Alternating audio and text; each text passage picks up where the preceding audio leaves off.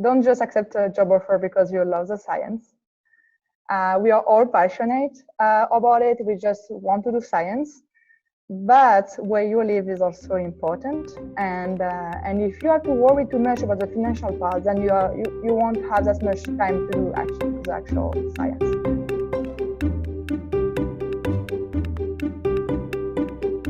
Welcome to the Personal Finance for PhDs podcast, a higher education in personal finance. I'm your host, Dr. Emily Roberts. This is Season 6, Episode 3, and today my guest is Dr. Louise Lassalle, a postdoc at the Lawrence Livermore National Lab in Berkeley, California. Louise recounts the hurdles in the process of her move from France to the U.S. for her postdoc. We discuss short-term hurdles, like being approved for a rental, establishing credit, and the cost of moving. Medium-term hurdles, like choosing a health insurance plan, adjusting to the cost of living, and paying tax. And long-term hurdles, like the cost of applying for a green card. This episode will give international graduate students, postdocs, and workers preparing for a move to the U.S. a preview of what is to come and what pitfalls to watch out for. Without further ado, here's my interview with Dr. Louise Lassalle. I am delighted to have joining me today on the podcast Dr. Louise Lassalle, and we are going to be discussing the particular financial challenges that come with coming to the U.S. for part of your training. So, Louise, thank you so much for joining me. And will you please tell me and the audience a little bit more about yourself? Sure. Thank you for having me. So I got my PhD in France in Grenoble. And after that, I was looking for a postdoc. And I think I was looking a little like in all Europe and also in the US. And I get a postdoc in San Francisco, in Berkeley, more precisely. And so it was when I came for my postdoc was my first time in the US. I even went to the US neither for vacation or for conference. And I've been there for 3 years now. And I'm on the same job, so I'm still on my postdoc. All right. Yeah, great to hear. So let's start back when you first, maybe even before you arrived in the U.S., but when you were, applying for your job, getting your job offer, were there any challenges associated with, with being an international postdoc associated with that stage of things? So I think the first thing is, even before you came, you already start with a visa application. So you already start with paperwork and try to understand what's going on. So I think that the visa application was the main things to understand, make sure like you do everything right, and I think that's what's the main thing. When I received one question about that is that the visa application, is that something that you're able to do totally on your own, or do you need to consult with like a lawyer or something? So in the US, most of the postdoc will be on G1 because it's the easiest way to get a postdoc.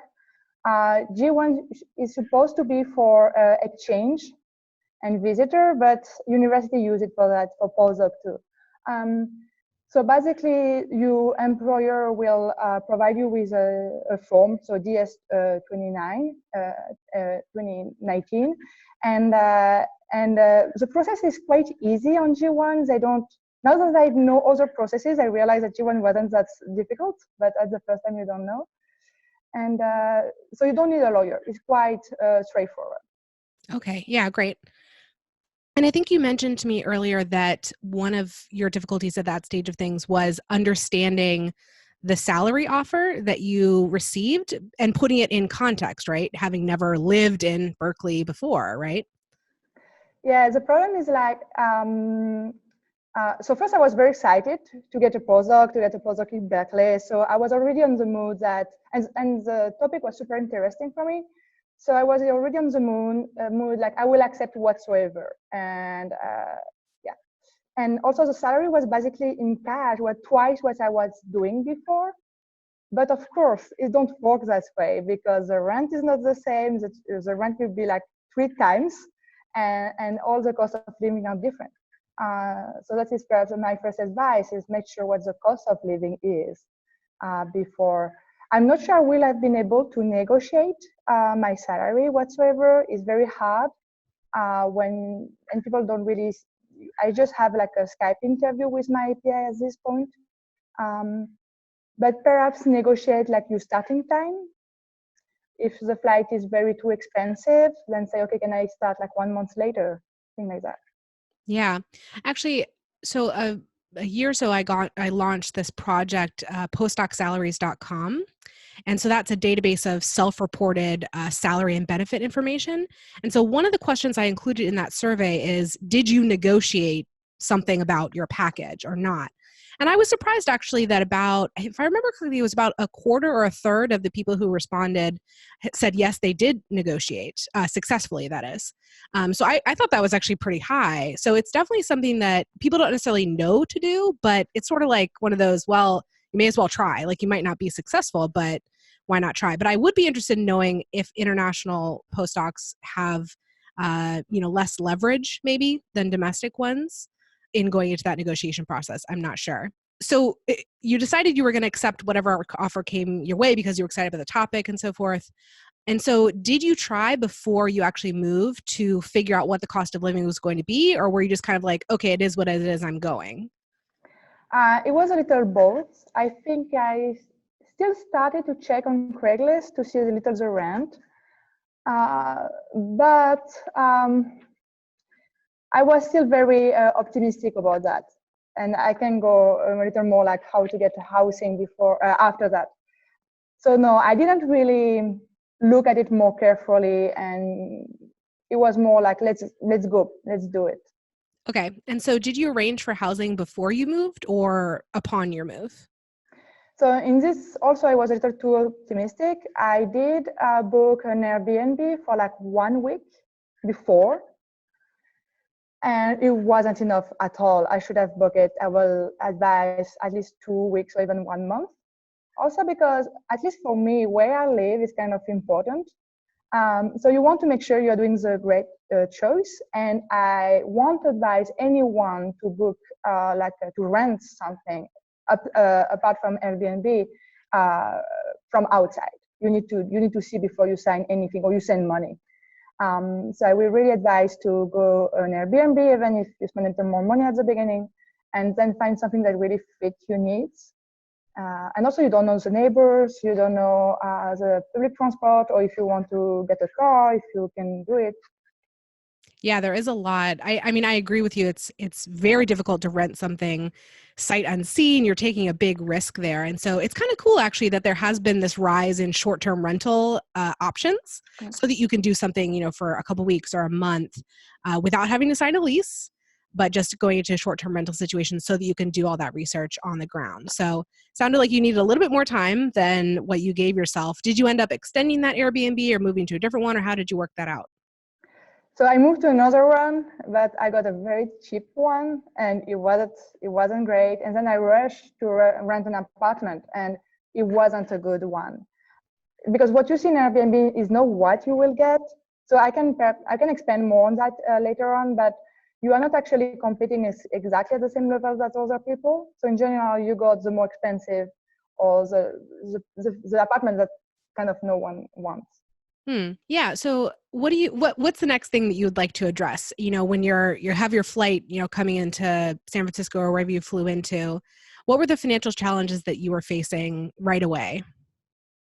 So you need quite a lot of, but I think this is for everyone moving somewhere else. You need quite a lot of money to just first book your flight. Also because you book your flight, since you need your visa and you don't know when your visa will come up, then you book your flight 2 weeks in advance. And for example, I booked my flight and I arrived mid-July. It was a more expensive flight I never booked. And this, I think I could have perhaps negotiated more to say, look, or ask an increase on my relocation fee because of that. So to rent all of this, I think open a bank account was actually one of the easiest thing I never done. Is very, very easy. And what's helped a lot is to have the letter of employment with you. And it helps also for the renting part. In general, when you go to the city, everyone knows the big universities that is close by. And they like to rent, especially if you're not a student, you're a postdoc, because I know that employee will pay their rent on time and it's not going anywhere. So this kind of help is kind of a reference, kind of. Actually, I'm curious about how you paid for things, like until you had that bank account opened. Like, did you have a credit card from your home that worked here, or like, how did that work out? Yeah, so you can pay with your credit card. Actually, in France, we don't have credit card. Our card is both debit and credit, but the credit we can get on it is in general smaller. But you can pay outside. I think the cheapest way is to use wise transfer, and you can.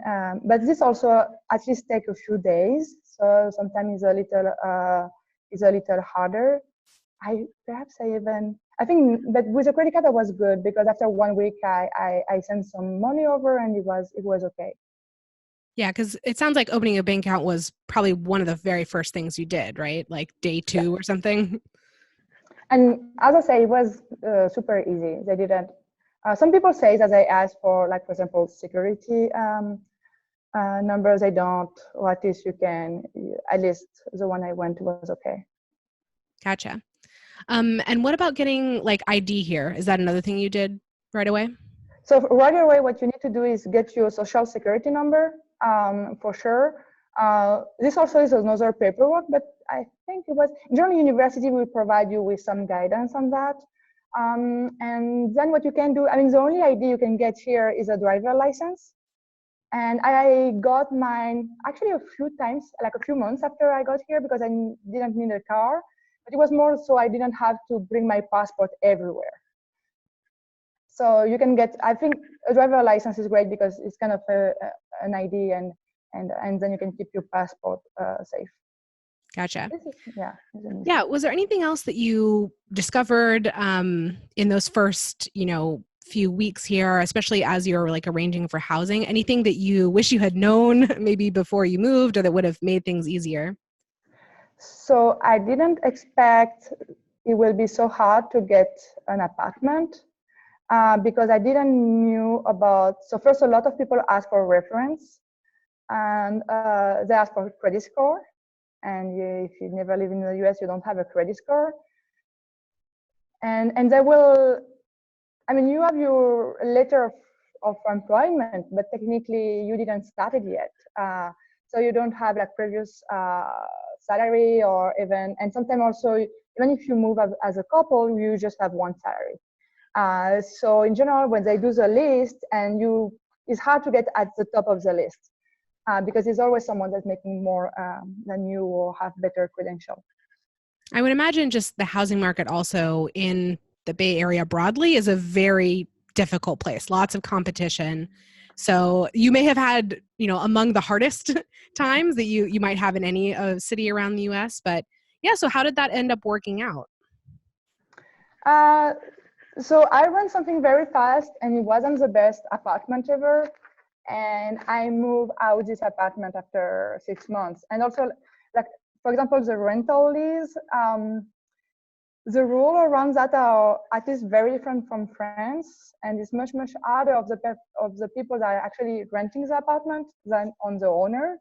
And for me, it was a surprise to sign a lease that says that I will have to stay there, whatever happens, even if I get a new job for 1 year, or I will have to pay for it.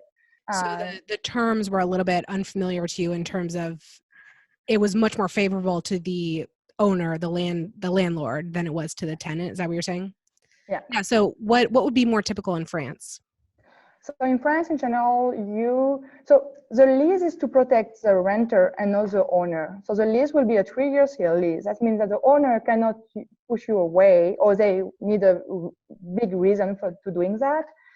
But you have to let your landlord know 3 months in advance. And it can go down to 1 month if it's a very hot market, or if you get a new job or you move for professional reason. So I think it's much more close to what the reality here is, that sometimes you just need to move because you get a new job.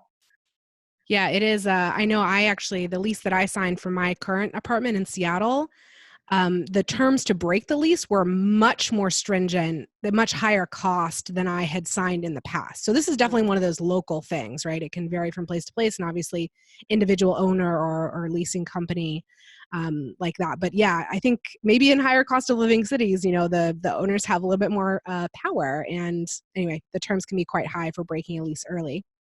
Yeah. Anything else regarding, some of those first financial challenges that you encountered right away when you arrived here?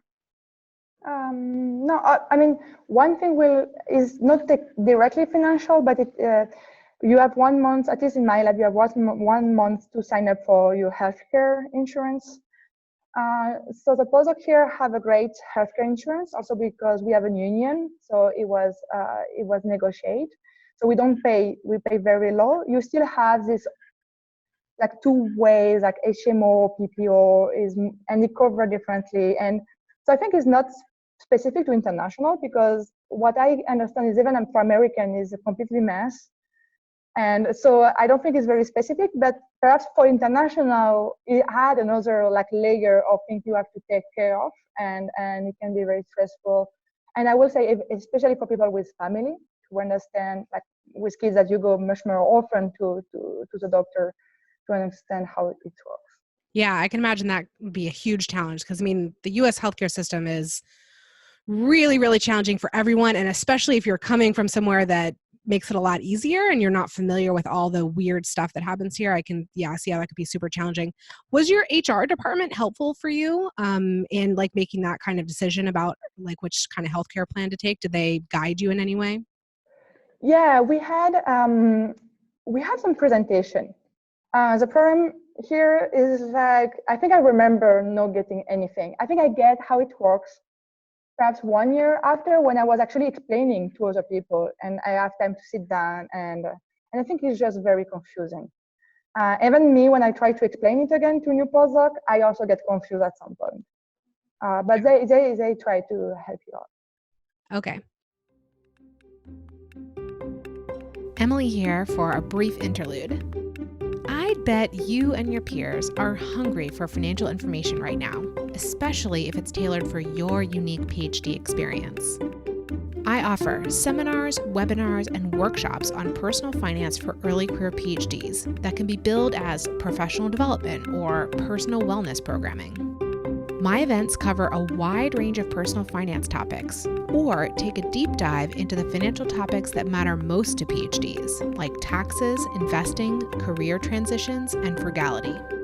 If you're interested in having me speak to your group or recommending me to a potential host, you can find more information and ways to contact me at pfforphds.com/speaking. We can absolutely find a way to get this great content to you and your peers, even while social distancing. Now back to our interview. So let's move to sort of more midterm challenges, like you've been here for a few months. What were the next sort of set of financial challenges or questions that you had?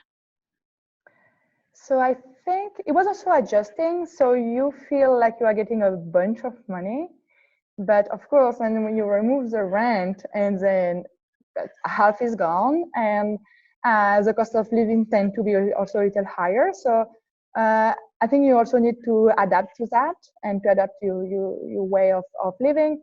Also, what you will do in your country that will cost you nothing, perhaps here is expensive. So for example, the food, you have to rethink how you have to come up with new things, because there's no way I can eat the same way I eat in France. It's way too expensive. So this is a small adjustment, but it is. For me, perhaps it's personal, but I have a hard time to understand the credit card system.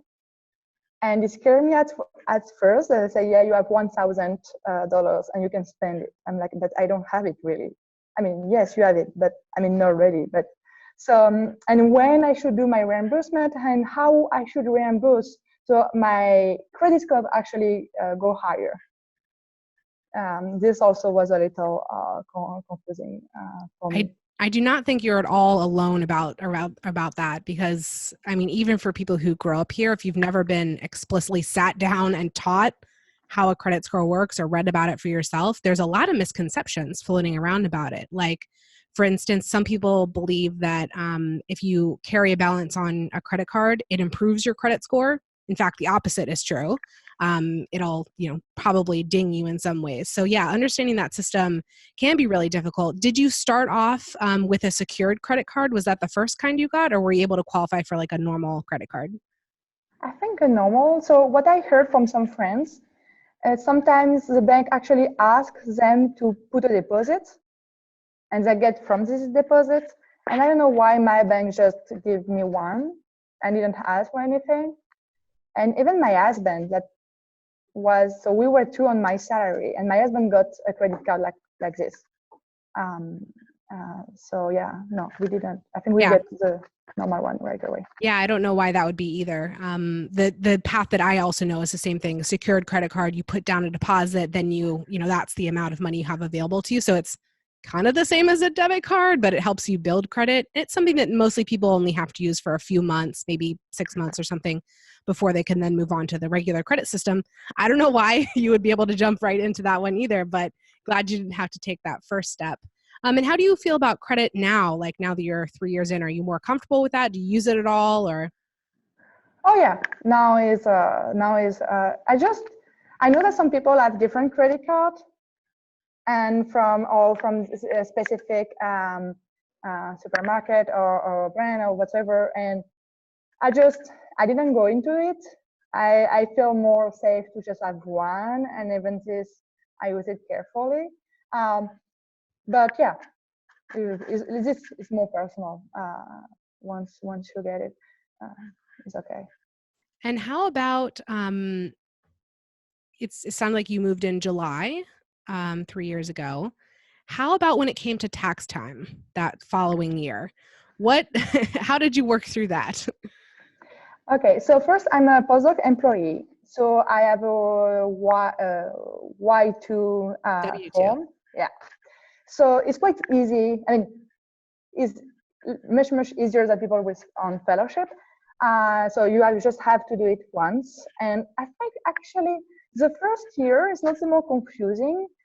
So we have a presentation here at the lab from the tax people. They help us go through, and we can send her an email with our specific. Because since also I wasn't in the US before, so I was no resident for everything, and it was kind of okay. I think the second year I become resident for California, but not resident for federal, and it makes it a little more actually difficult. And this year actually my husband got paid, but as self-employed, and I thought this one was very difficult to figure out how to declare that. The tax is hard, but is also is on once a year, and everyone has to go through it. So I will advise people to try to find people from the same country, because you can have, so some countries have this treaty that you exempt from federal taxes. And some countries you still need to pay your taxes back then, some you don't. So you just accept of, this was quite, it was a boost of my salary and helped a lot at the beginning to be exempt for federal taxes. So is that what the tax treaty with France says? Is that what applied to you, that in the first year you moved here, you didn't have to pay federal tax, but starting in the second year you did? Is that right? It's 2 years. Oh, and 2 I think years. it's 2 years date to date. And then the fact that I didn't have to pay in France is because French tax says that you just pay what you earn in France. Is not related to your citizenship like in US or in Germany. Gotcha. Yeah, it's pretty, I think the US is very unusual. There's only a couple countries that tax their citizens no matter where they live. But yeah, the US does that. Warning. Okay, yeah, anything else, any other financial challenges you came upon or things that you want to pass on to other people, bits of knowledge as you were getting acclimated to the US? Yeah, I just think getting used that you will spend much more cash, and you have to be careful with that. You can really, also you get a little excited, you want to travel, you want to visit, and you can get a little too much. Also get prepared, I think, because every time you go on conference, you will spend at least 1,000, 2,000. And in general, they don't you will get reimbursed, but after that. So even with credit card and all of this, get prepared for that too, and kind of put it on your budget. Always have, if you know you will go on conference, you at least need 2,000 to make sure you cover the cost. But this is for everyone, but that's true that for an international, sometimes you already spend so much on getting there, and then you need to rebuild your funds for that. Yeah, I totally agree. You were just mentioning traveling, and I guess something that we think about here is that, in France, our perception is that you guys get a lot of vacation time and we get very little vacation time in comparison. How has that been for you? First, that's true. That's true. But so, as I mentioned before, we have a union who negotiates 5 weeks vacation. So it's actually quite good, and we have also some sick leave, sick day leave that you can take from here to here. And so 5 days is the minimum you will get in France, for example. Generally, when you work for university in France, you get more like 10 or 12 weeks per year.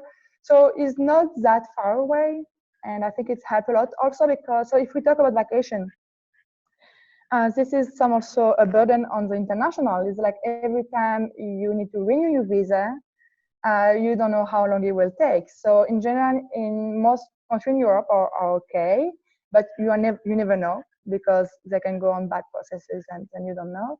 But people from India or China, it could take like 1 month and a half. And then you just use all your vacation for that, or you just don't come back. That is not the best option either. Yeah, that's really, really challenging. Just the uncertainty around that.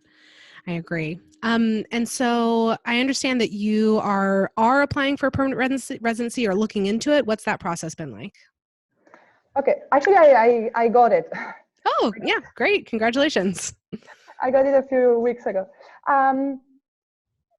So the process for the green card, you will need to pay basically two entities. You will need to pay the U.S. government, and it will be, I think, 2,000 to 3,000. Also depends if you apply as a couple or not. And the big batch of it is to pay a lawyer. And so this is, and I want to go into details, but you may need lawyers. A lot of people go with lawyers because if you need to make your case even if you get your green card because you're a scientist, you're not really presenting science, is a lot of legal stuff going into it. And it's not just straight out science like you would write a paper. You can become eligible by just getting married with an American. Your employer can also ask a green card for you, and you can be self-petition. That's what I did. And as a scientist, you can kind of easily make your case, and you can go for one of the easiest one is national interest. So that's like US economy needs you, basically. And then there's a whole process to get people to refer you. So technically your lawyer will write a reference letter that will send to them and they will sign it. And and then there's a lot of bunch of paperwork that you need to put and translate stuff. And in general, preparing all of this will take between 3 to 6 months, I would say. And then in general, you submit both for your eligibility and to adjust your status. Eligibility, you will know around 6 months. Adjustment of status, it depends a lot of where you come from. It can be from 1 year to 10 or more. Wow, yeah. That sounds quite the ordeal. And do you mind sharing how much did you ultimately spend on the lawyer part of it? So the lawyer, I pay for the eligibility part, and I pay 5,000. And I think is roughly what you will pay. There's one cheaper one, but so what's happened is like if you want to know, because I did much more math for this one, I try to get more prepared. And if you look at the postdoc salary and everything else you can get, in general, is much higher. And there's a problem with my G1. I cannot get a job in industry or nonprofit or anywhere else. And also, I cannot have a side job. I just can work for my employers at my university. So this also, for me, was also why I will like a green card, so I can start and perhaps have a side business if I wanted to. And why did you decide to go that route instead of maybe finding a next employer and going the H-1B route? Because I wanted to do a career move. I wanted to go out of science and go more apply for administrative position in university or nonprofit to still work with scientists, but more on the career development, on the science communication part. And for this one, then my skill as scientist, I will use part of them, but not the specific one, not the technical one. So my employer won't be able to say, because that's what they do when they ask for you an H-1B for you, they basically say, no American can do it.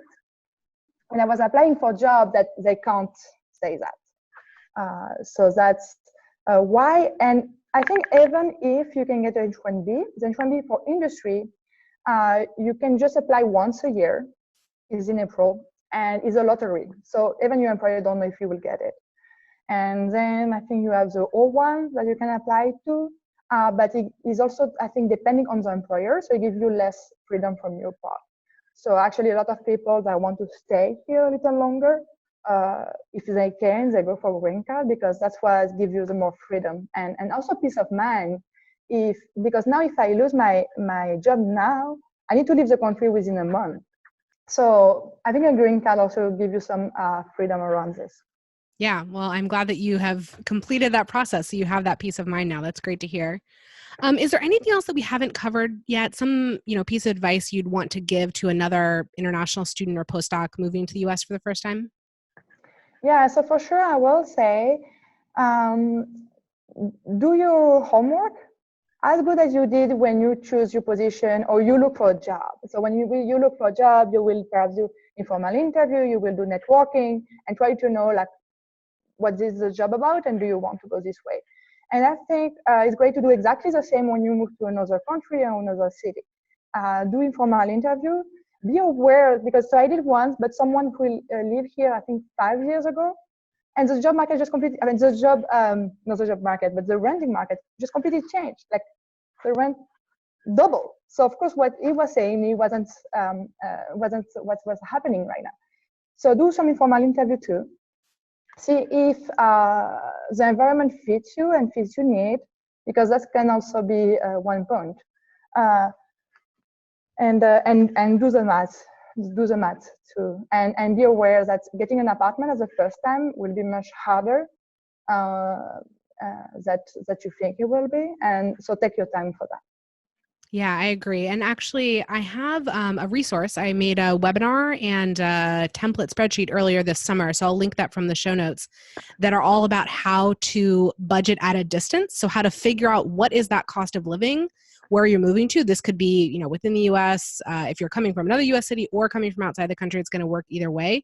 So what are some resources you can look to figure out, what is that cost of living going to be, especially the housing, because that's the really big rock in the middle of your expenses is figuring that out. And so that'll really help you kind of know, how is that salary offer? Is it going to be sufficient? And certainly for graduate students, it is a question mark whether or not it's going to be enough to live on, depending on the city and depending on the program. So if that sounds good to you, please go check out that resource in the show notes. So Louise, last question before we wrap up. What is your best financial advice for another postdoc or another early career PhD? Really look into it. Don't do it. Don't just accept a job offer because you love the science.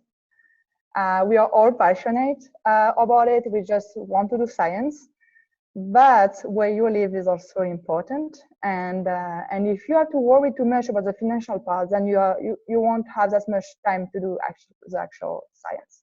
And especially if you're moving with a partner, or if you are moving with your family, then you had even more.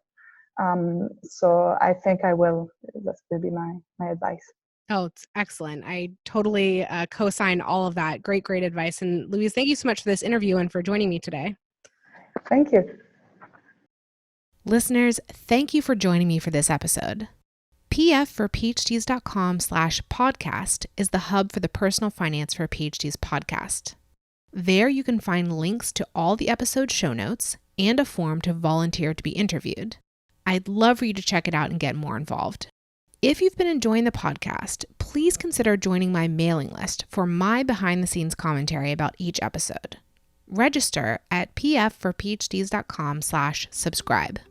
See you in the next episode, and remember, you don't have to have a PhD to succeed with personal finance, but it helps.